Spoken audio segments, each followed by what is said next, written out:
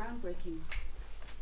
It is concerned with one of our most fundamental rights, the right to be who we are without discrimination. And our research shows that outdated gender stereotypes are resulting in non-emergency, invasive, and irreversible surgical interventions on children with variations of sex characteristics, and that this happens without full knowledge of the potential long-term effects that this might have. It is an issue which for too long has remained taboo, and is one of the reasons why it has taken us a full 2 years to undertake this research and compile it. And we'll work closely with our rights holders on this issue. We're honored to stand with our partners here today. We hope that this report and our collaboration will lead to what this is all about, no matter who we are, no matter whether we are doctors, parents, rights holders, human rights advocates, a better life, and the ability to enjoy fully all of our human rights. To you. Oh, actually, I promised to introduce everybody. We have a distinguished panel here today. Thank you all for coming. Sandra Mendig, who is an activist with the intersex mention. Dieter Dürborg, spokesperson for the European Association of Human Orchids Organizations. Stephanie Stine Toft, chairperson, Intersex Denmark. Laura Carter, who is from our International Secretariat in London, researcher and advisor on sexual orientation and gender identity. Kitty Anderson, who is an activist with the Organization for Intersex International Europe. And Helle Jacobsen, program manager on gender from Amnesty here in Denmark. And Laura, over to you. Thank you, Trina. In this report, we document our findings on the human rights violations faced by individuals with variations in sex characteristics. That is to say, individuals whose genitals, gonads, hormones, chromosomes, or reproductive organs vary from the established norms for male and female. This is the first time that Amnesty International has published a report focusing specifically on the human rights of individuals with variations of sex characteristics. We chose to focus on this issue because an estimated 1.7% of individuals have variations of sex characteristics. To put that in perspective, that's about the same percentage of individuals that have red hair.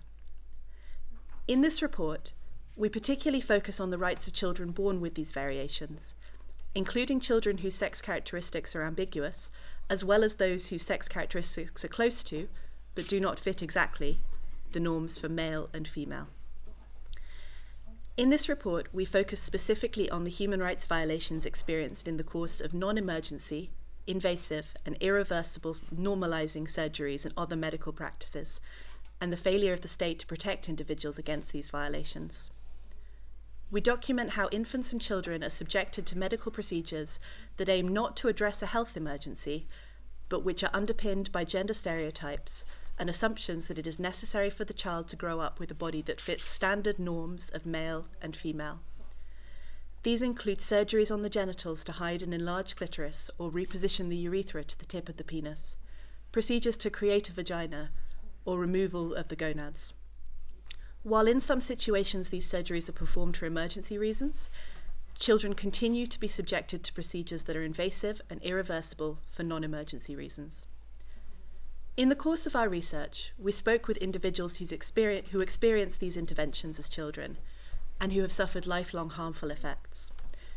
We interviewed parents of children with variations of sex characteristics who told us that they do not feel that they are provided with enough information to enable them to make decisions about what is best for their children. We interviewed physicians practicing in Germany and Denmark, and we reviewed the medical literature and the available data on surgical procedures. And we spoke with human rights defenders who work for the rights of individuals with these variations, some of whom use the term intersex to describe themselves, some of whom do not, but all of whom are fighting for their human rights. We chose to focus our research on Germany and Denmark to illustrate a broader situation. We have worked closely with individuals with variations of sex characteristics in both these countries, and we see opportunities for the Danish and the German governments to take steps to prevent further violations and to improve the lives of individuals with variations in sex characteristics. We found that the practice of carrying out invasive and irreversible surgeries for non-emergency reasons continues in both Germany and Denmark, despite a lack of evidence supporting the assumption that these surgeries and other treatments are in the best interests of the child. We found that these practices violate the rights of the child to bodily integrity, to the highest attainable standard of health, and to the right to be free from harmful practices based on gender stereotypes. We call on both Denmark and Germany to take steps to ensure that no child is subjected to non-emergency, invasive and irreversible surgeries and other medical interventions until they are able to meaningfully participate in decisions about what is done to their own bodies. We ask that parents and families of children with variations in sex characteristics, and as they grow up, the individuals themselves, are able to access psychosocial support to help them navigate the social consequences of having these variations. We ask that both countries implement guidelines for medical practitioners, stipulating a rights-based healthcare protocol for individuals with variations of sex characteristics. No child should be subjected to invasive and irreversible medical interventions based on gender stereotypes. Individuals with variations of sex characteristics must be able to make informed decisions about their own bodies and should not be put at risk of lifelong harm because their body does not fit into male or female norms. Now hand over to Helle. Thank you so much, Laura. I'm just going to shortly take you through a little bit of the concrete evidence we have found on Denmark. So in terms of these non-emergency, invasive, irreversible treatments, we have spoken to parents of children with variations in sex characteristics who have told Amnesty that these treatments are still taking place in Denmark. We've spoken to parents who had their children operated within the last 2 years. We have spoken to individuals, grown-up people with variations in sex characteristics who have also been submitted to the operations. We've spoken to doctors from the 3 university hospitals where they have the DSD teams who are currently treating people with variations in sex characteristics. They have also told Amnesty that these operations are taking place. We've spoken, in fact, to more than 20 medical doctors in Denmark. We have also spoken to patient organizations who are representing some of the specific variations, spoken to the Turner organization, the Klinefelter organization, and the AGS organization. And we have gotten data from the Danish Health Authority that specifically proves that the operations on children born with the variation called hypospadia is taking place in Denmark. Then we have looked at the guidelines. In Denmark, there are no national guidelines from the Danish Health Authority on children with variations in sex characteristics. They are mentioned in 5 different guidelines from the Health Authority, and the hospitals, the 3 university hospitals, have their own guidelines. And all of these guidelines does not apply with the Convention on the Child. So, as Laura said, we are recommending that the Danish Health Authority draws up new guidelines that are national and are based on a human rights approach. If you look at the Danish Health Act, the age of consent is 15 years. It's limited with regard to seeking redress and compensation because complaints must be lodged within 5 years and no later than 2 years after the patient became aware of the treatment. In effect, this does not allow patients with variations in sex characteristics to put forward complaints. Then I will hand over to Kitty. Yep. Hello, my name is Kitty. I'm here to discuss more the general situation within Europe. So, in 2015, the Fundamental Rights Agency stepped into the field of intersex rights by initiating research into the situation for intersex people within the European Union. So what they found is that sex reassignment or sex-related surgery seems to be performed on intersex children and young people in at least 21 EU member states, and this includes Denmark. However, Denmark, like other countries in the EU, does not keep records of how many of these procedures are actually taking place. And this is something that the Fundamental Rights Agency found, that when they were going to hospitals to request information for this focus paper, that they routinely were told that there was no information, that they had to go back to the same hospitals repeatedly to be able to gain information. And I'm sure that that experience was mirrored in Helle and Laura's research here in Denmark. So we have a group of people, or in this case a group of children, who are not counted anywhere. So the level of secrecy goes beyond social secrecy, telling intersex people not to discuss their bodies, not to discuss their realities, into a systemic secrecy keeping. The entire system is sort of on board with keeping this a secret. Do not count, do not register, do not provide information.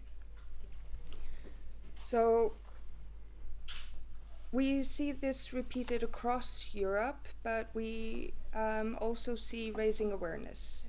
So several countries in the Council of Europe member state region now have installed legislation on anti-discrimination legislation on the basis of sex characteristics. Only one country in Europe has actually installed legal protections for intersex children, and that happened in 2015 in Malta. So Malta is the only country with concrete legislation that states that medically unnecessary surgery, or surgery that is performed on cultural grounds, should not be performed within Malta.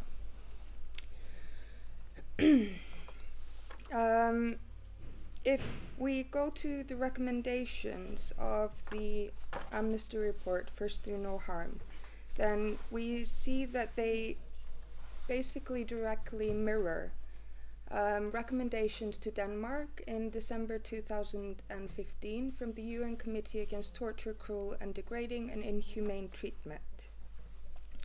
So recommendations to Denmark from the UN CAT include that state parties should take the necessary legislative, administrative and other measures to guarantee the respect for the physical integrity and autonomy of intersex persons and ensure that no one is subjected during infancy or childhood to unnecessary medical or surgical treatments.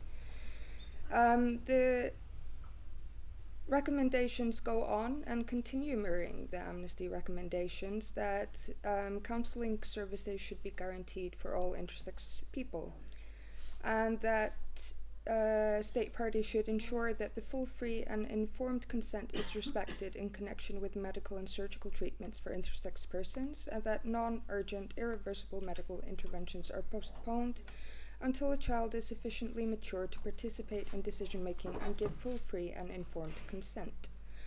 And the final recommendation from UN CAT to Denmark was to provide adequate redress for the physical and psychological suffering caused by such practices in intersex persons. The UN CAT recommendations to Denmark then go back to mirror UN recommendations to multiple countries, and not just UN CAT recommendations. We see the UN Committee on the Rights of the Child, they have issued recommendations that mirror these to multiple European countries. The UN CAT has also. So we're looking at something, we're looking at a situation that has been hidden so long that nobody wants to bring it into the daylight. This originated in very harmful gender stereotypes of the 1950s. That is when this treatment paradigm starts. None of us really want to go back to the 1950s, I hope. They then continue and become enshrined in medical practice as a tradition. This is the traditional treatment for these children. And the UN Convention of the Rights of the Child, Article 24, Para 3, is very clear that all states parties should take any appropriate measures to abolish traditional practices that are prejudicial to the health of children.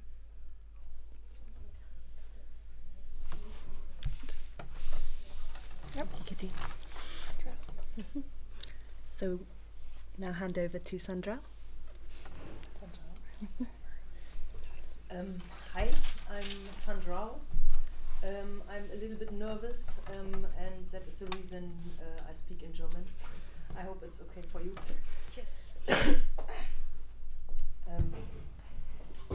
Ich komme aus Deutschland und weiß noch nicht allzu lange, dass ich als ein zwischengeschlechtlicher Mensch geboren bin. Und als ich vor 2 Jahren davon erfahren habe, war das sehr befreiend für mich, da ich endlich wusste, warum ich mich als Frau immer falsch gefühlt habe. Endlich konnte ich dieses lebenslange Tabuthema beleuchten. So first of all, we already have Sandra's introduction in English, and now again, just a little bit more in German, and rather continuing on in English with the interpreter. I come from Germany, and in fact haven't known for a very long time that I'm intersex. I found this out about 2 years ago, and really it was a kind of an act of freedom, as it were. It really freed me to know why I had felt in this role that I've been given beforehand as a woman, and really to be able to break out of this taboo topic that had been going on for my whole life. Als Kind wurde ich meiner hormonproduzierenden Organe beraubt und meine Genitalien wurden verstümmelt, um mich einer der beiden binären Geschlechter zuzuordnen. Dabei wurde meinem Penis ein Mittelstück entfernt und der Phallus am verbliebenen Stumpf wieder angenäht. Mehr habe ich noch nicht herausgefunden, da mir bisher nur ein kleiner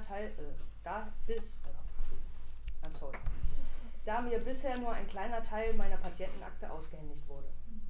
Es ist ein harter Kampf um mein Recht, aber ich möchte meine komplette Patientenakte haben, um meine verdrängte Kindheit und all die Operationen zu beleuchten, um zu wissen, wie ich vorher war. Meine eigene Biografie möchte ich anderen zwischengeschlechtlichen Menschen ersparen, weswegen ich mich dazu entschieden habe, mit meiner Geschichte an die Öffentlichkeit zu gehen und für unsere Menschenrechte zu kämpfen. So, as a child, my hormone-producing organs, I was denied them, in fact, robbed of them, you could say.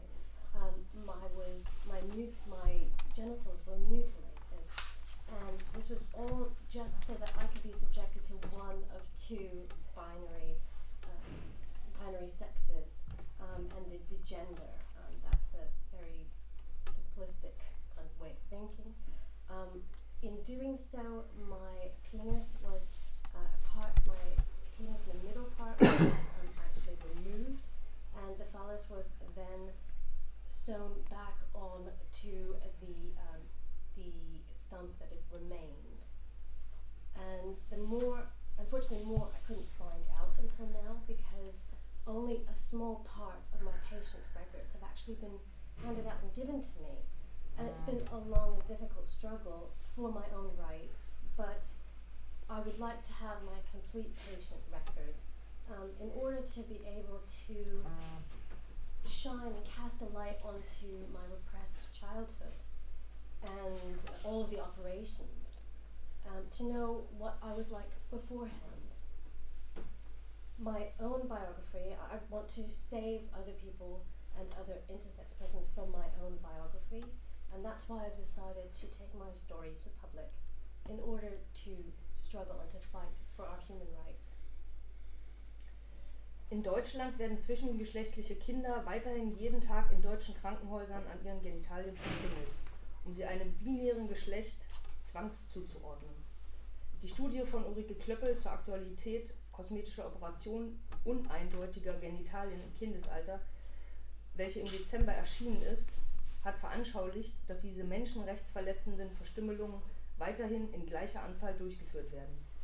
Es geht hier um uneingewilligte medizinische, nicht notwendige kosmetische Operationen an kleinen, unschuldigen, gesunden Menschen. Diese traumatisierenden Operationen haben mein Leben zerstört und mein ganzes Potenzial genommen. Mein ganzer Hormonhaushalt wurde zerstört, was lebenslange gesundheitliche Folgen hat. Aus einem gesunden Menschen werden durch diese Operationen kranke Menschen geschaffen, welche ein Leben lang auf pharmazeutische Hormone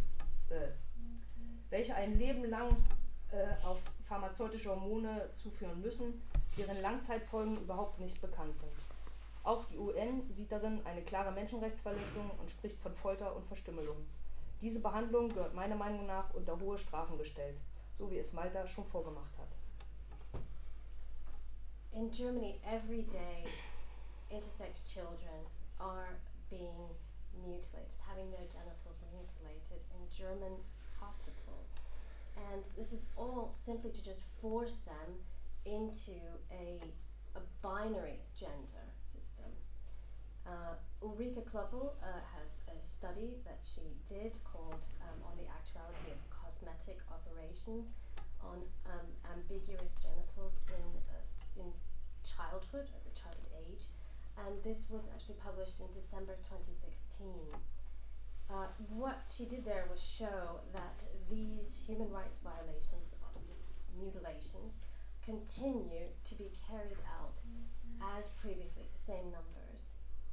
And here really it's about non-consensual, non-informed medical operations that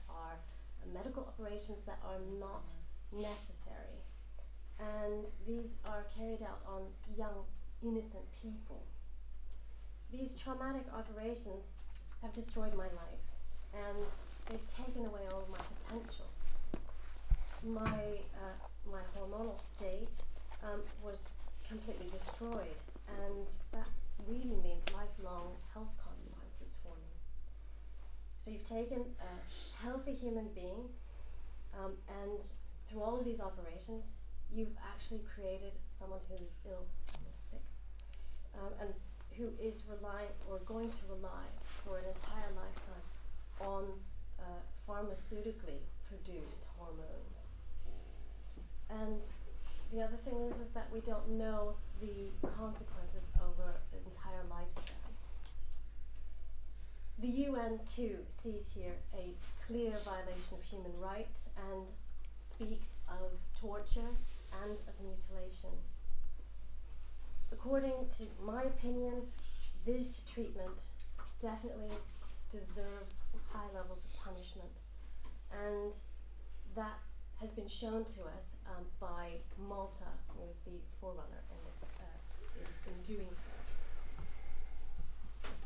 Seit 2013 gibt es in Deutschland eine Änderung im Personenstandsgesetz, § 22, worin klar hervorgeht, dass zwischengeschlechtlich geborene Menschen ohne einen Geschlechtseintrag in das Geburtenregister eingetragen werden müssen. Bei einer Evaluation von einer interministeriellen Arbeitsgruppe kam 2016 heraus, dass in den letzten 2 Jahren nur 4% diesen Nicht-Eintrag erhalten haben. Die anderen 96% intergeschlechtlicher Menschen wurden wieder einem binären Geschlecht zugeordnet. Des Weiteren kam dabei heraus, dass sehr viele ärztliche, geburtshelfende und behördliche Menschen diese Gesetzesänderung von 2013 gar nicht bekannt ist. Dadurch werden Eltern von Behörden und der Gesellschaft unter Druck gesetzt, ihr Kind geschlechtlich zuzuordnen. Ich selbst habe meinen falschen Geschlechtseintrag streichen lassen und stoße ständig auf Unwissenheit und Probleme. Obwohl ich laut Gesetz nun kein binäres Geschlecht mehr habe, muss ich mich doch einordnen, weil viele Programme dahingehend noch nicht geändert wurden. So there, in 2013, there was a change in Germany's Civil Status Act, paragraph 22, which clearly says that those who are born intersex must be registered as, and rather the registration is left open, so that's left blank. Then when it was evaluated by an interministerial working group in 2016, it was actually emerged that in the last 2 years, only 4% of these registrations were left blank. That means that the other 96% were once again registered in this binary system. Also, it emerged that many, very many people who work in midwifery, people work in the medical field, and also in the local authorities and regulatory authorities don't even know about this change in the law that occurred in 2013. That means that parents are often put under pressure by, on the one hand, the authorities, and on the other hand, society at large, to assign their child a gender, one way or the other, and these two is binary. And I myself have actually had my incorrect registration struck, and that means that I also face uncertainties and different problems, and also ignorance. Wenn ich beispielsweise zu einem Arzt gehe und festgestellt wird, dass auf meiner Krankenkassenkarte kein Geschlecht mehr eingetragen ist, werde ich entweder als Mann oder Frau eingetragen, da das Programm sonst nicht weitergeht. Und durch Unwissenheit und Ratlosigkeit werde ich täglich diskriminiert. Ich bin nicht herrlich und auch nicht dämlich. Ich möchte auch nicht so angeschrieben, angesprochen werden. Und so geht es mir überall, weil trotz dieser Personenstandsänderungen die Programme veraltet sind. Dadurch haben auch die Eltern Probleme mit ihren Kindern und fühlen sich nicht wohl mit einem Nicht-Eintrag. So werden diese Operationen nie aufhören. To give you an example, when I go to the doctor, they notice that my health insurance card does not have any particular sex written down. Either it's, however, got to be a man or it's got to be a woman, so that the program, the software, can actually continue, and I can register, I can go and see the doctor. So what happens through that is quite simply, you have the ignorance, you have the confusion at the doctor's office, and I actually find myself in the position of being discriminated against on a daily basis. Now, I'm not a Mr. and I'm not a Miss or Mrs. and I don't want to be addressed as such. And this is the feeling that I get everywhere, despite the fact that we have this change in the Civil Status Act. And the problem with this, however, is that you have, on the one hand, it's change, but on the other hand, programs haven't changed along with it. And that means that parents have problems with their children, that they account to these problems. For example, when they're registering their children, the children have to go to the doctors.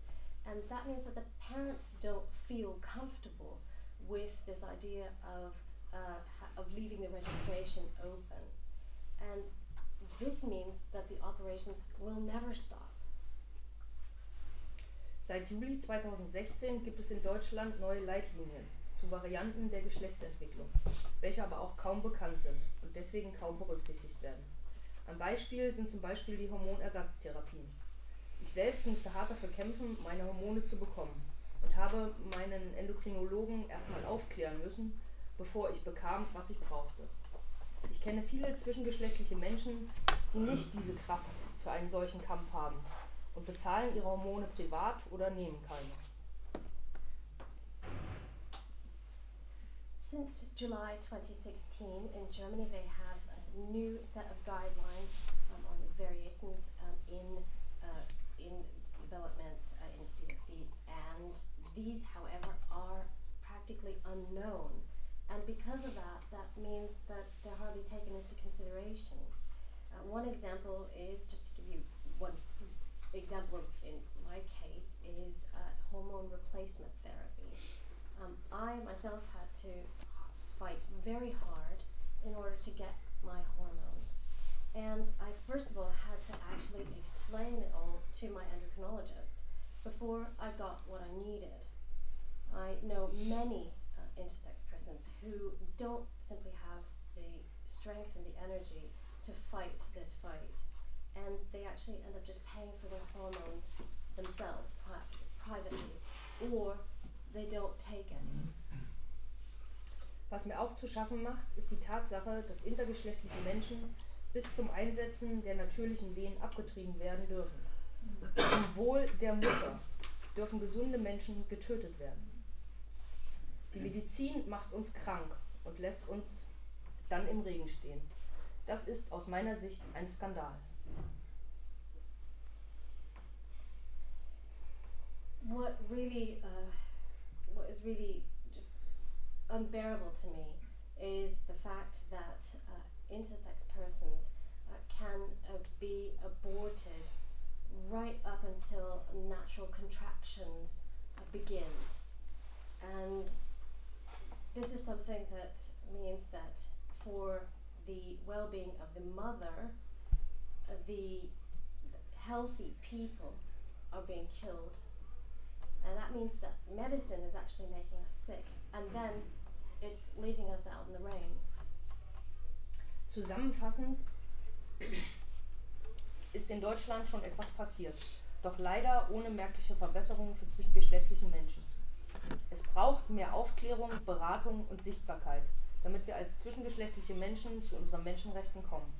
Meiner Meinung nach sollte sofort ein Gesetz erlassen werden, welches diese kosmetischen Operationen verbietet und zwischengeschlechtliche Menschen schützt.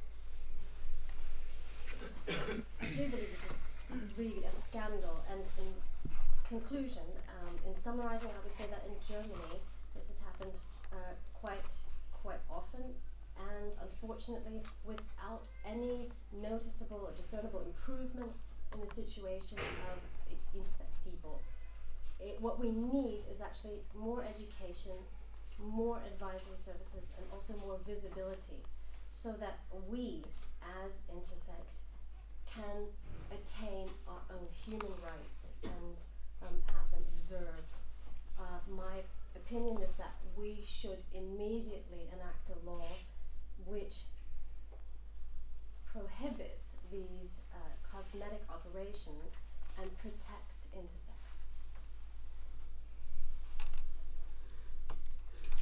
Thank you, Sandra. I now hand over to Stina.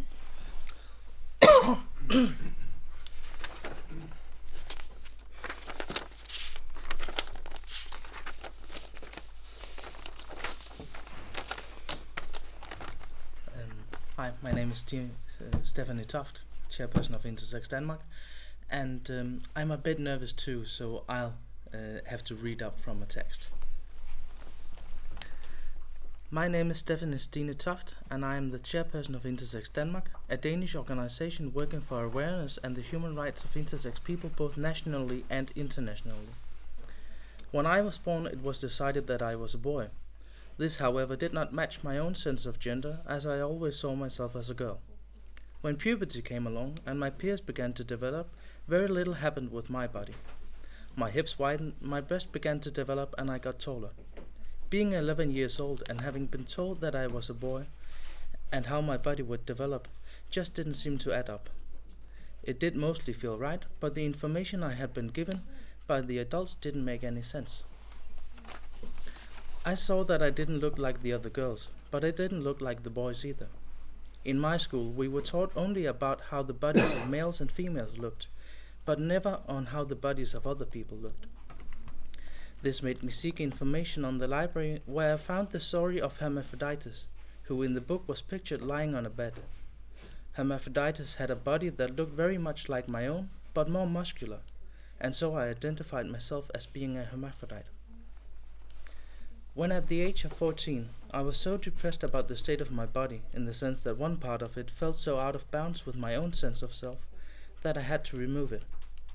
I was, however, not able to bring myself to a state where I was able to cut off my genitalia, out of the fear of bleeding to death. When I got about 17, a beard started to grow and my hairline receded in the form of an M. It is important to remember that intersex children become intersex adults, and intersex adults may be in need of treatment or help. At the age of 20 years, I sought out a GP to get access to hormone treatment, as to go the rest of the way through puberty, as I felt that my body had only developed partly into that of an adult woman, and I also wanted to seek out gender-affirming surgical treatment. I was told that to access such treatment I had to go through a psychiatrist, and they would be able to help me. This, however, did not happen, and after a year of trying to get a referral to get hormonal and surgical treatment, I terminated the sessions. I again sought out hormonal and surgical treatment through my GP, and she referred me to the Clinic of Sexology in Copenhagen to get treatment for transsexualism. They, however, declined to treat me, as in their words, they thought that there was something else wrong with me. I was devastated, as I had been told that the only place where I could get the treatment I sought was through the Clinic of Sexology. I got referred to a psychiatrist, which I really needed after having lost hope, but the treatment I got was not for the better. After a short while, I was hospitalized in a psychiatric facility, where I was met with questioning about my sexuality when I was wearing feminine attire, and affirmation when wearing masculine attire. It was decided that I was suffering from a mental disorder, and that it would be in my own interest if I was admitted to a psychiatric training facility to learn how to function and be an active part in society.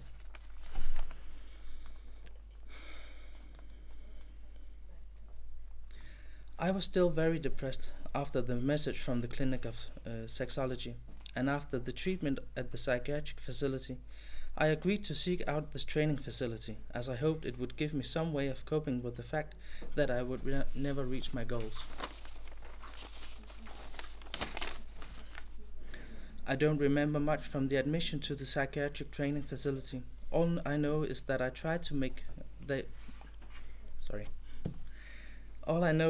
they tried to make me believe that I was a man. What is written in my psychiatric journal, the massive flashbacks I get when stressed, and that I acted like a stereotype of men for about a half year after having left the training facility. That was 7 years ago, and I have been fighting to get access to hormonal and gender-affirming surgical treatment since then through the public healthcare system. My body does not produce an adequate amount of sex hormones to keep my body healthy, and I have been diagnosed with osteopenia. If I had agreed with the medical establishment of Denmark that I really was a man, I would have been able to access both hormonal and surgical treatment in accordance with that gender identity, and was actually at a time offered treatment with testosterone to make a man out of me and removal of my breast, but I declined as I don't want to have my body masculinized. I find it very important that people who are born intersex has access to gender-affirming treatment and to hormonal treatment that support their health along with their gender identity, as having said yes to masculinizing treatment would surely have caused massive gender dysphoria in me.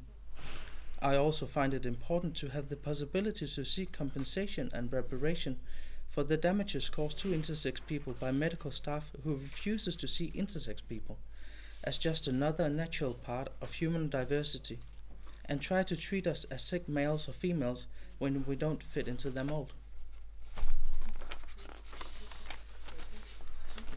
Thank you, Stina. I'll hand over to Dita. Yeah. I am Dita Dyreborg. I'm a representative of the European Association of Human Orchids Organizations, and it's a new organization, a new association in a startup phase.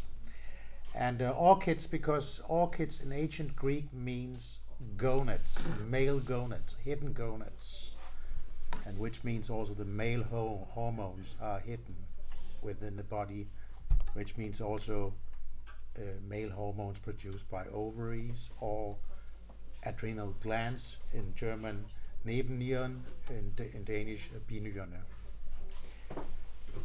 When I was born with ambiguous genitalia, and I was mechanically assigned by hand into the sex of a male. All my life I had trouble dealing with this. I knew I was different from other boys. I knew I didn't develop like they did. I didn't have any body hair, I didn't have any facial hair, I didn't develop an Adam's apple, and some other things. I just knew there was something different about me. At the age of 19, I found out that there was something about this stereotype genders, male who could be females, and the opposite way around. But it wasn't really that. But at the age of 25, I decided to do something as soon as my parents had passed on. Because I never really got told anything. I was spoken to as sometimes as abnormal monstrosity. There was the talk of hybrid person, about difficult problems at birth, and about a difficult choice that had to be made, and but never really told anything. When I was at the doctor's, I had to stand with my genitals being examined, but I didn't know why, and I didn't ask because I thought that everyone experienced the same thing as I did. Anyways, when I was 39, I met a foreign doctor who illuminated me on the scars I have in my genitalia and on my abdomen. And I'm talking about painful scars. And she said to me that you have been operated as a child, you're intersex, you are a hermaphrodite. Because that's the word that I use about myself. I would have, I told her, but she asked me, didn't you know, weren't you told ever? No, apart from small comments, I was never told anything. So I was able to piece a puzzle, my personal puzzle together. And then I sought assistance via my doctor, physician at that time, and was referred to a sexologisk clinic, which is a place in Denmark where they treat transsexuality and among other treatment areas. And I didn't know what this sexology was, but I knew it was something with sex, with gender, so I didn't question that. But I found out that once being there in contact with them, they were absolutely not interested in clarifying me around anything biologically. Accept yourself as a male sex, and if you're not satisfied with that, as a transsexual who is applying for sex change operation. I said, that was not what I wanted. I didn't have any intention of following a treatment process in this clinic. So that never happened, and I gave the state hospital one more chance to correct the mistakes they had made, and but they were only interested in assigning the assignment I had as a child, that was maintained, no matter what characteristics, what signs were in a different way. So I decided to break contact. I had a lot of pain in my abdomen and genitalia, and so I had to do something. So I went went abroad to be operated, and the surgeon, when at the pre-visitation, he said to me, "What happened to you?" And I said, "What do you mean?" Yeah, but you have so many scars. If I had known that, I would have said or suggested that you don't travel so far and use this amount of money for that, because it will result in complications for the treatment, and I also need to almost double the pay for this operation. So I had it made, but it was a very boring holiday afterwards. And he told me that, and I went home, and I changed my sex into a female sex, but I'm not a female. I'm a male. I'm a female. I'm somewhere in between, which means that I can be suffering from disorders and diseases that is not in the female sex, as well as suffering from diseases that are not in the male sex. So we are a very varied kind of people. We have it all, and many people doesn't understand that. So we try to clarify them on it, and particularly doctors. I have a good doctor now, the one who referred me to the Sexologisk Clinic. Unfortunately, my medical journal, the first 9 to 10 years of my medical journals disappeared, as well as did all the analysis results from all the blood tests that had been performed over many years, and there were many blood tests, all gone, disappeared, doesn't exist anymore, which is a sign that there's something wrong here. Someone doesn't want to share information. Last year my mother died, and I found out to have a half-brother who in 1966 was 20 years old. He was visiting the family collectively for the last time. The rest of the time he only saw my father. And my father had he was supposed to babysit the children, and my father had drawn him aside and had said to him, probably to tell him that if I shit my pants or peed in my pants, and he had to change me, that I was looking differently between my legs. And he had told him that nature had made a mistake with me, and I was born with both parts. But everything is fixed now, so. But it wasn't. That was the wrong choice.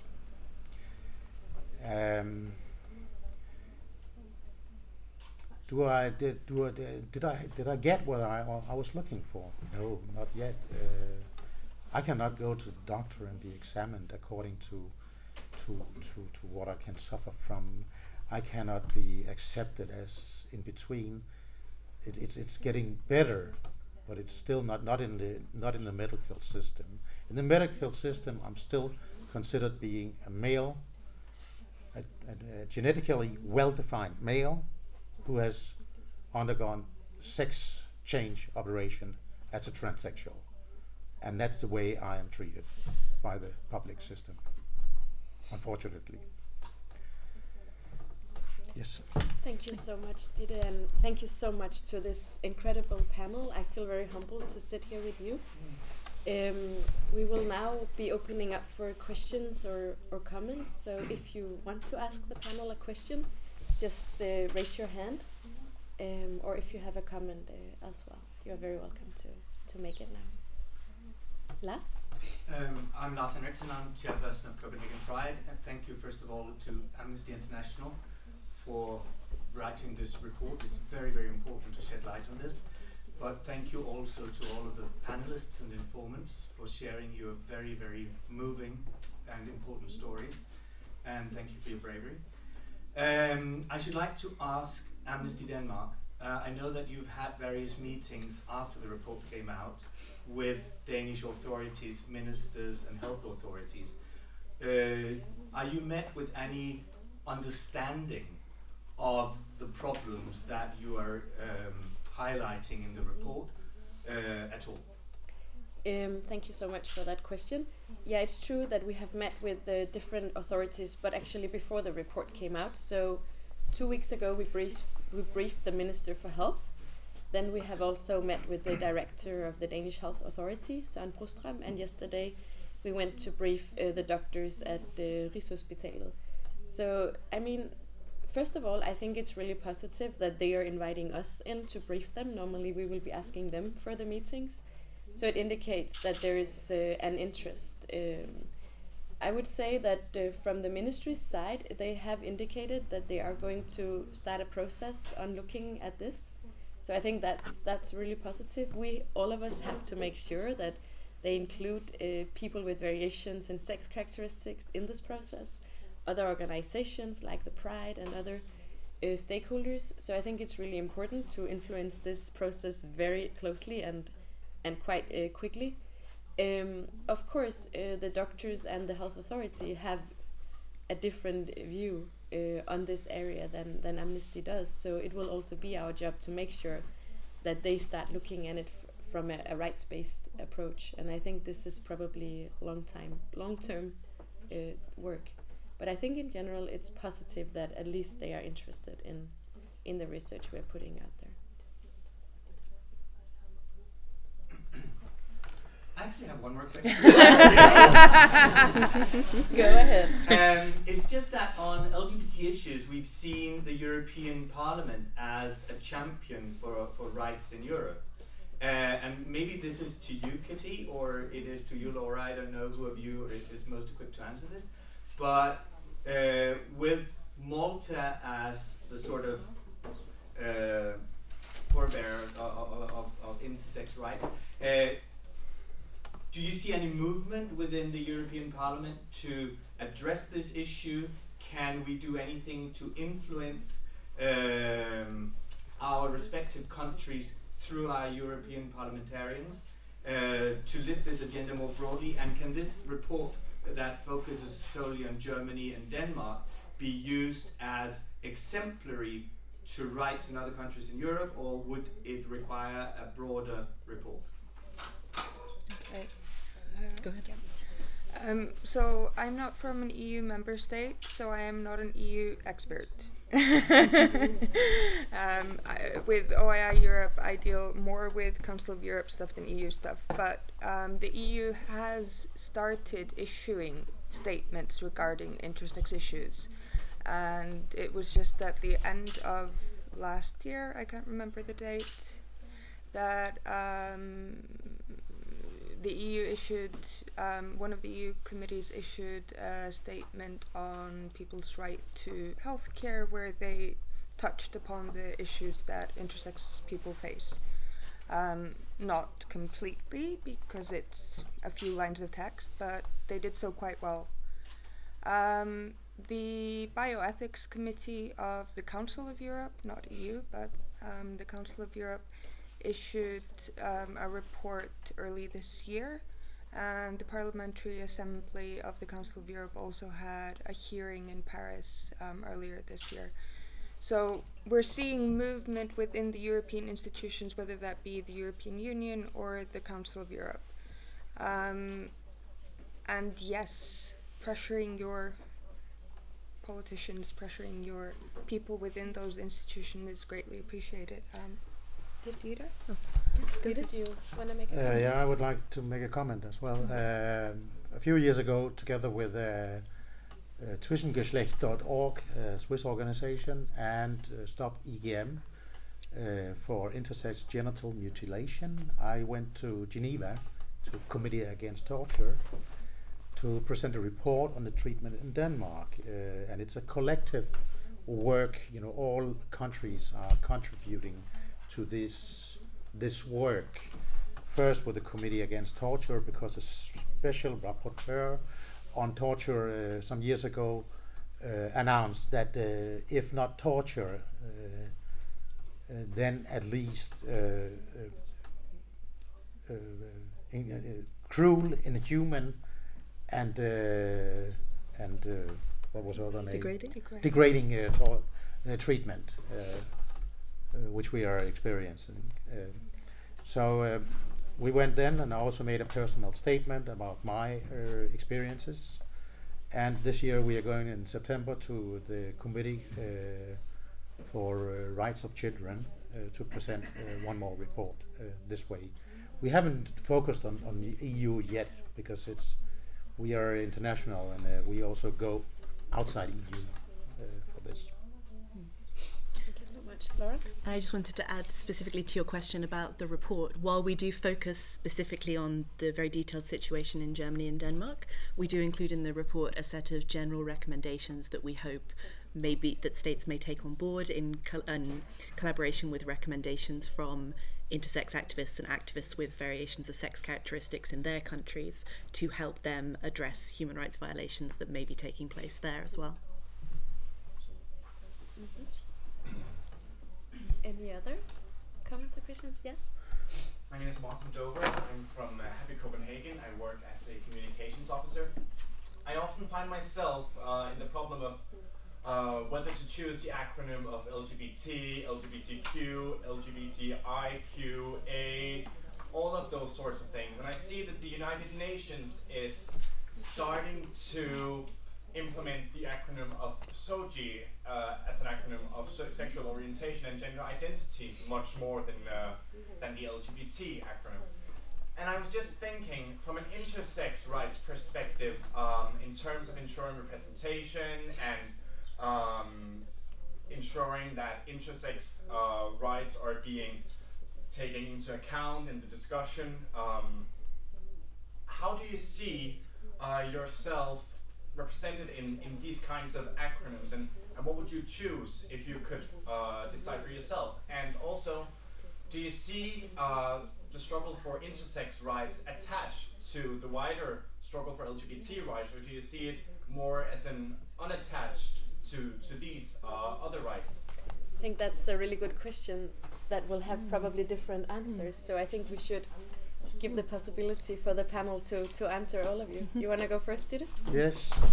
The reason why we founded EAHOO was because of so many people are not seeing themselves in an LGBTI context or the rainbow family. They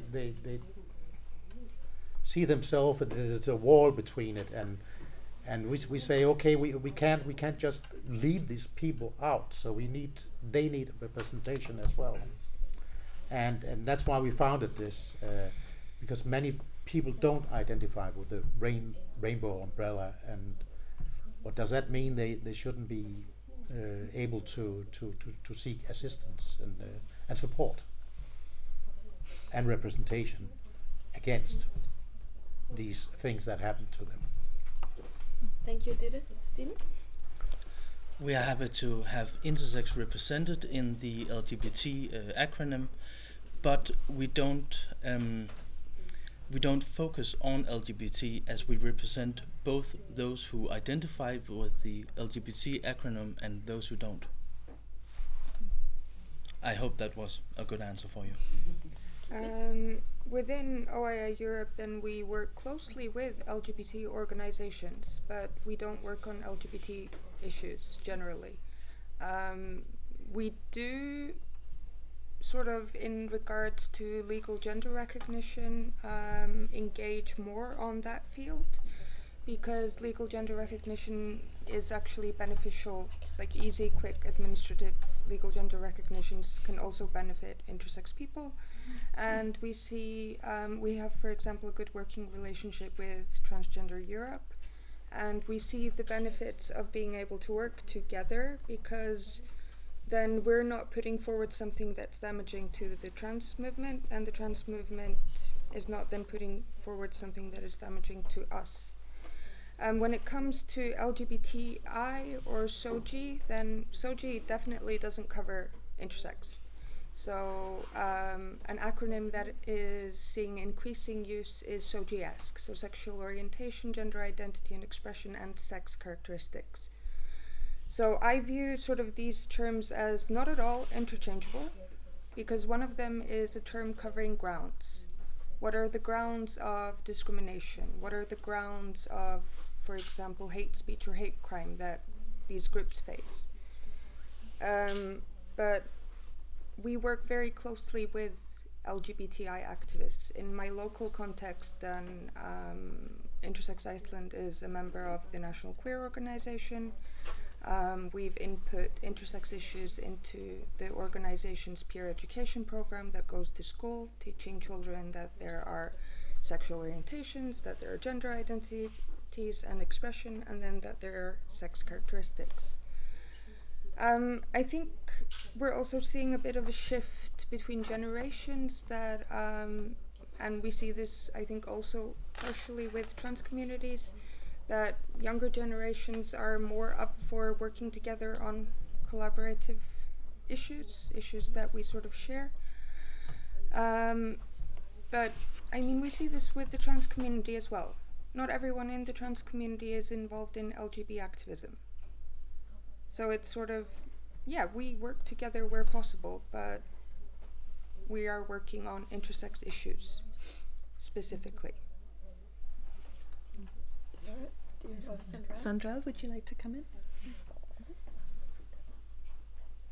In Deutschland ist es so, dass wir auch mit dieser Community zusammenarbeiten, aber das Problem ist einfach, dass viele in dieser Community von Intersex nicht so viel Ahnung haben und dass nur wenige intergeschlechtliche Menschen so sind wie ich und damit an die Öffentlichkeit gehen, weil sie eben einfach Angst vor Diskriminierung haben und deswegen gibt es in Deutschland eben sehr wenige Intersex-Aktivisten, die damit an die Öffentlichkeit gehen wollen und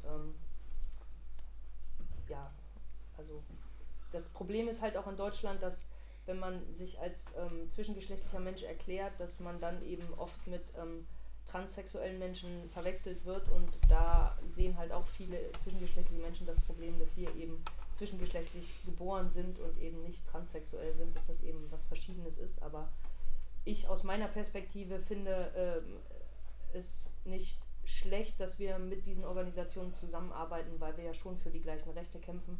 Aber ich fände es natürlich wichtiger, dass mehr intergeschlechtliche Menschen an die Öffentlichkeit gehen und eben nicht irgendwelche Menschen, die von Intersex keine Ahnung haben, irgendwas über uns erzählen, sondern dass wir eben mehr selber sprechen.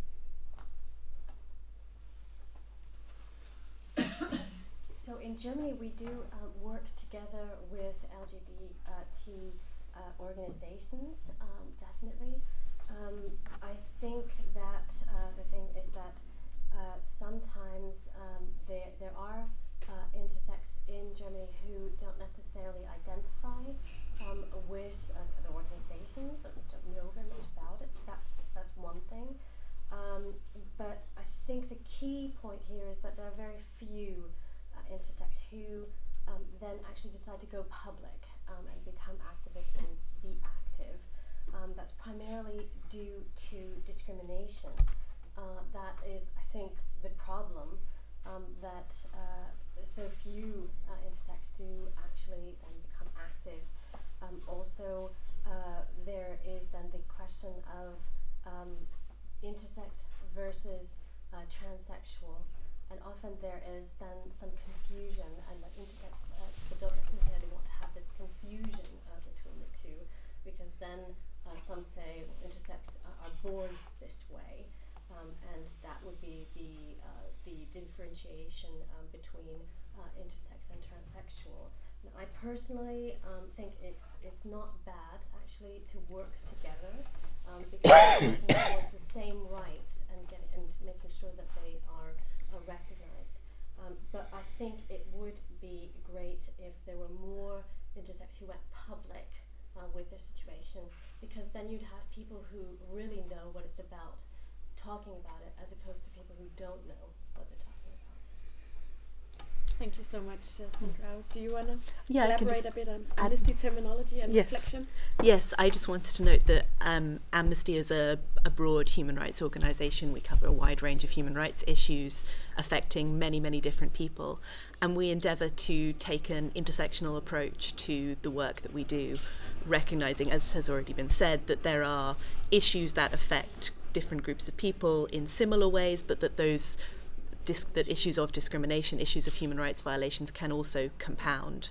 And so while we do work sometimes on issues that affect LGBTI people, we also focus on issues that specifically affect intersex people and people with variations of sex characteristics, while also recognising that there are some commonalities, as has already been mentioned, with the violations and the discrimination that may be faced by trans people, that may be faced by gay and lesbian people, and that those can intersect as well to compound the discrimination that people face.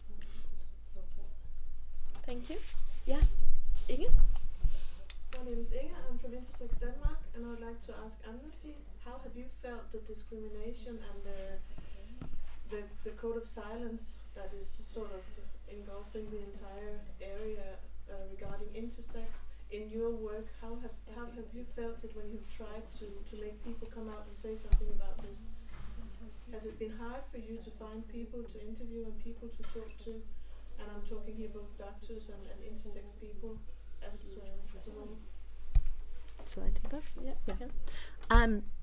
To respond, we interviewed a lot of people for the report, and as we said before, we interviewed adults who had been through these experiences as children. We interviewed parents of children. Now we interviewed doctors.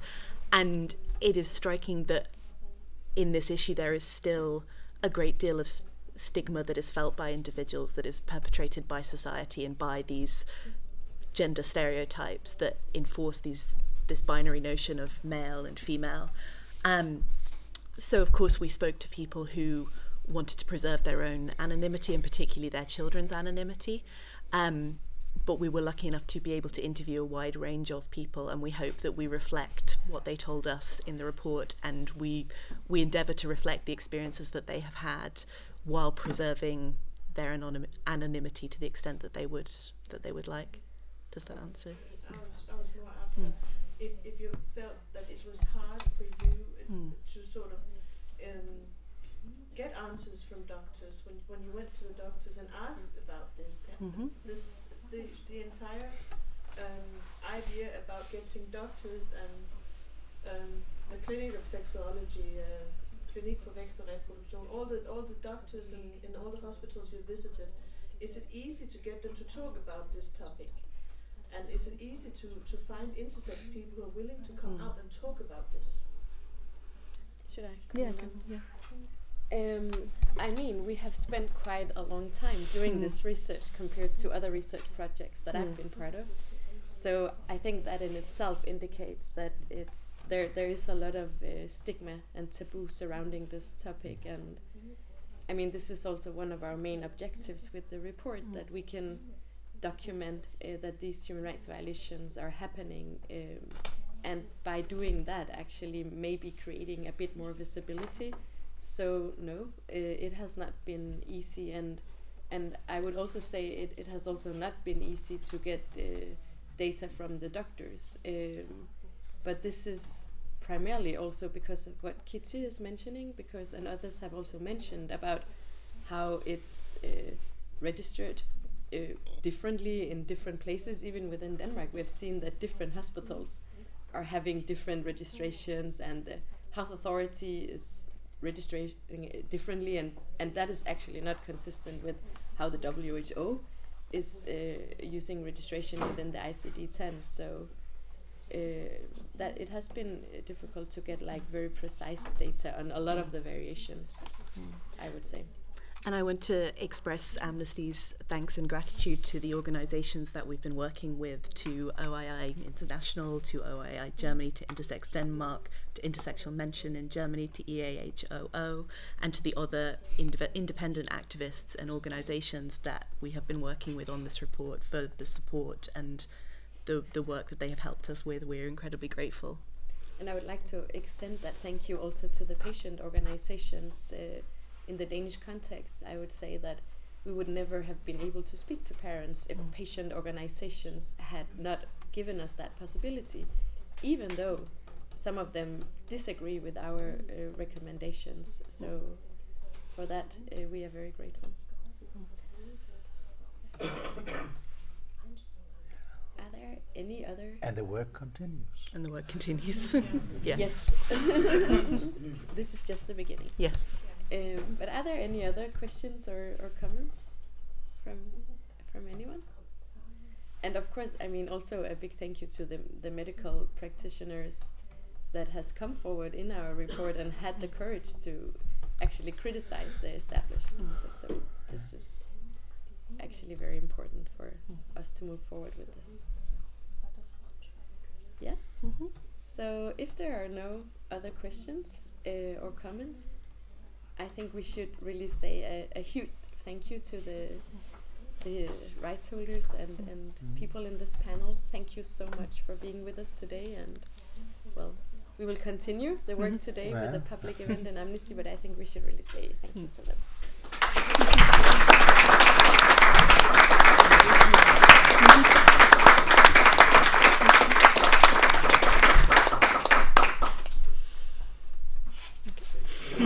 If you see if anyone is interested, we have the report line here on the table.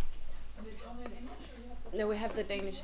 And maybe also to add, like, if anyone wants to make interviews now with anyone in the panel, we have a room, and they can just come to me or Roberto to coordinate.